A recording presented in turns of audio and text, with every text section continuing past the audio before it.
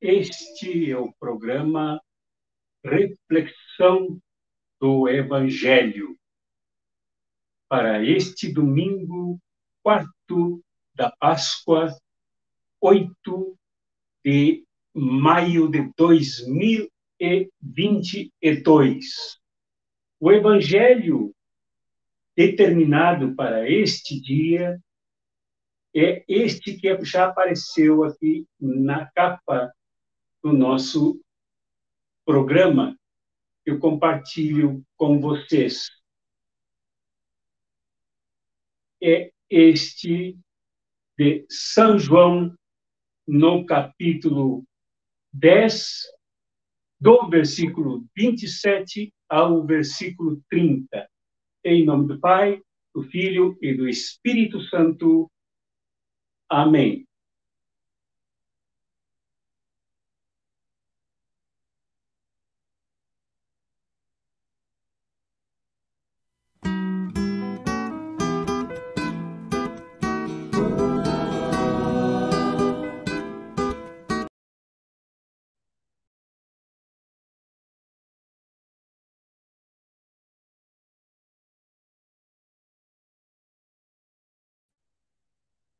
Então, eu leio o Evangelho que anunciei e que compartilho com vocês aqui na tela. Este Evangelho no capítulo 10 de São João, para o quarto domingo da Páscoa, neste 8 de maio de 2022. As minhas ovelhas escutam a minha voz, eu as conheço e elas me seguem. Eu dou-lhes a vida eterna e elas jamais se perderão, e ninguém vai arrancá-las de minha mão. Meu Pai que me deu estas ovelhas é maior que todos, e ninguém pode arrebatá-las da minha mão e da mão do Pai. Eu e o Pai somos um. Concluí o Evangelho para este quarto domingo, dia 8 de maio de 2022. Nós vimos até agora, após a Páscoa, o quanto São João procura demonstrar que Jesus, vivo e ressurreto, é o mesmo Jesus histórico das barcas do lago da Galileia, é o mesmo Jesus das estradas empoeiradas, dos encontros com os diferentes grupos e multidões, que caminha até Jerusalém, passando por situações sofridas do povo com quem ele convive, até chegar na cruz do Calvário, condenado à morte e assassinado pela aliança travada entre o Império Romano e a religião oficial do judaísmo, que era desempenhada pelo templo. Agora, São João nos mostra Jesus dentro do templo em Jerusalém. Lá ele participa de uma celebração chamada celebração da purificação do templo, que lembra dos anos em que Jerusalém foi invadida pelo Império Grego e o templo transformado num lugar de adoração do deus Zeus, divindade principal da mitologia grega. Depois que Jerusalém foi retomada pelos judeus, que os macabeus se revoltaram contra a invasão, e o templo recuperado para o culto divino ao Deus Yahvé, todos os anos celebravam a festa da purificação. E Jesus se encontra nesta festa. No entanto, no interior do templo, ele sempre se confrontou com as correntes mais aliadas do Império Romano, muito parecidas com aquelas que se aliaram à invasão do Império Grego. E ele, então, nesses confrontos, como é o caso de agora, produz profunda irritação e mais material para a sua condenação, seu assassinato. Agora, dentro do templo, em plena festa da purificação, Jesus como que irreleva o templo, minimiza o templo, rebaixa tudo que ocorre ali, porque todos os ofícios viraram altar, viraram cerimônias, celebrações mecânicas e vazias, sem o conteúdo original do êxodo, da libertação e dos profetas. Nesse confronto, Jesus não afirma o templo, mas afirma a ele mesmo a missão. E o exemplo que ele dá nesta alegoria das ovelhas, que é o capítulo 10 de São João, é completamente contrastante com o do templo. Se para os fariseus o templo é mais importante, para Jesus o mais importante é o que Deus faz nele mesmo, Jesus. Eu e o Pai somos um. Eu e o Pai realizamos o que não se faz nesse templo, se pudesse assim entender do que Jesus falou. Então, Deus se realiza no Jesus que sai de Nazaré, passa por Nazaré, caminha pelas estradas abandonadas e chamadas pagãs da Palestina, e lá onde Deus mais se realiza, onde Deus mais acontece, e não no templo de costas viradas para tudo. E aqui eu destaco dois verbos que me parecem fundamentais bem no início já desta leitura do Evangelho. Quando Jesus diz: as minhas ovelhas escutam a minha voz. Está o verbo escutar. Eu as conheço e elas me seguem. Então, são três verbos. O verbo escutar, o verbo conhecer e o verbo seguir. Esta atividade de Deus Jesus,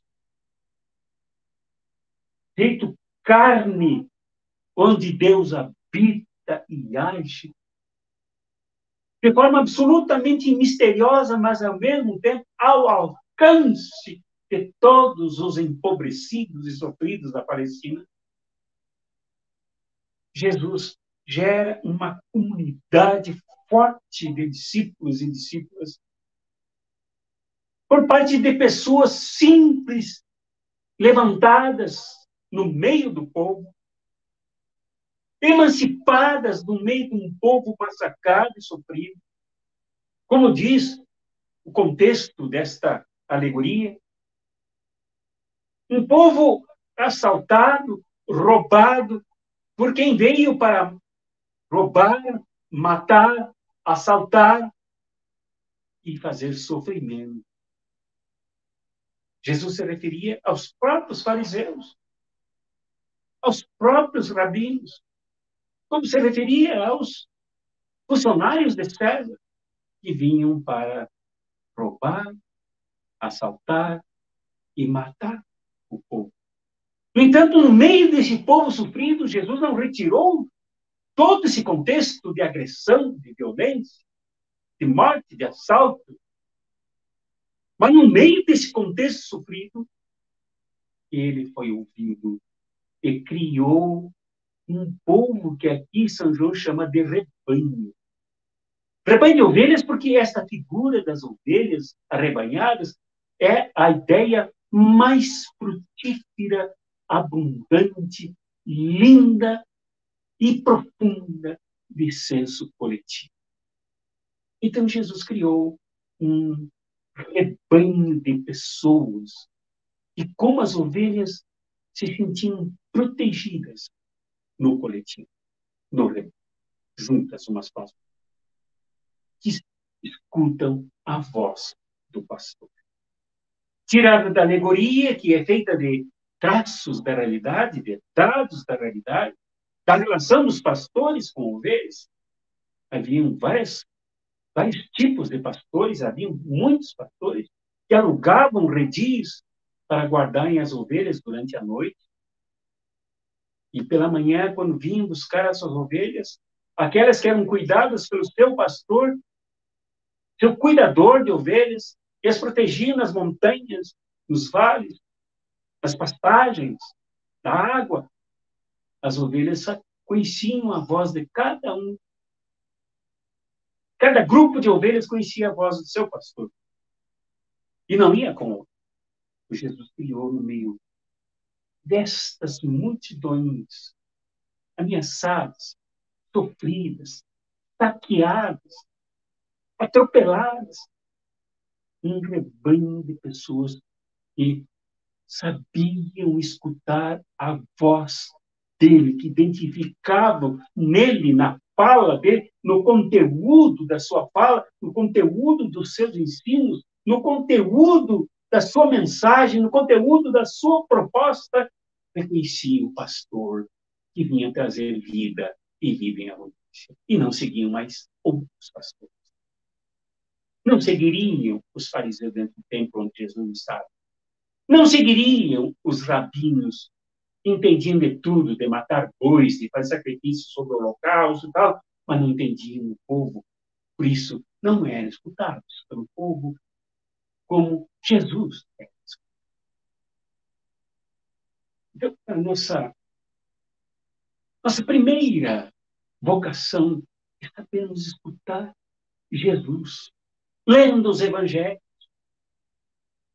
estudando as suas pegadas na Palestina, procurando compreender a sua proposta aqui no Evangelho de João, nos interessando por entender que este Jesus é o próprio Verbo encarnado, é o Deus que fala e que nós precisamos escutar. Não há outro meio pelo qual Deus fale, a não ser pelo Jesus histórico que palmilhou cada metro, cada milímetro das estradas da Palestina no encontro com o povo, falando com o povo. Não em campanhas, mas o tempo inteiro em que ele conviveu com esse povo. Precisamos escutar, principalmente em períodos de crise, em períodos de violência, de agressão, entender que Jesus fala mais do que falam os sacerdotes, os cultos, as missas, que celebram, falam, celebram, mas por cujos atos Jesus não é escutado muitas e muitas vezes. O segundo verbo, então, eu as conheço. Aqui o verbo conhecer, embora escrito no grego de São João, língua original do Evangelho, é o verbo gnose, quer dizer muito mais do que gnose mental. Eu conheço de ouvir falar. Eu conheço porque construí um conceito.